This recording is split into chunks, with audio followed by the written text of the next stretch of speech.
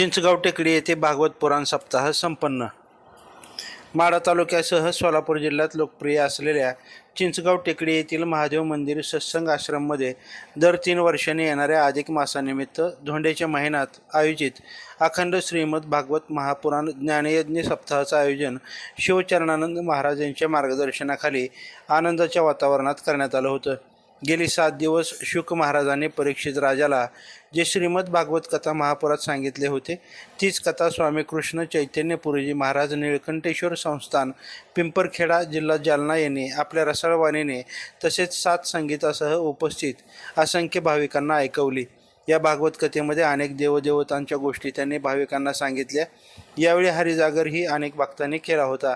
तसेच भगवान श्रीकृष्ण यांच्या जीवनातील विविध अनुभव त्यांनी भाविकांना आपल्या मंत्रमुग्ध रसाळ वाणीने साक्षात समोर उभा केले। यानिमित्त श्री हरिविजय चरित्र ग्रंथाचा पारायण सोहळा आयोजित करण्यात आला होता।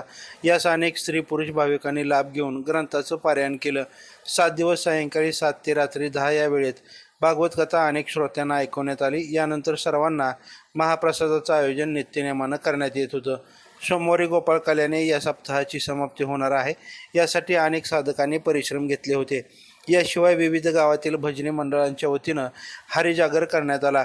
यावेळी रिदोरे, तडवळे, कुर्डू, परमार्थ भजनी मंडळ, श्रीपत पिंपरी, बाबुळगाव, सुरुडी, गुळपोळी, वडाचीवाडी, गवळीवाडी, घाणेगाव, वांगरवाडी, म्हैसगाव, मारुती भजनी मंडळ, दहिवली, निमगाव, शेंद्री, उपोटे, निमगावटे, शेडशिंगे, रोपळे, वडशिंगे, उपळाई, परांडा, सोनगिरी, कपिलापुरी या गावातील भजनी मंडळ आकर्षक रीतीने हरिजागर सादर केला।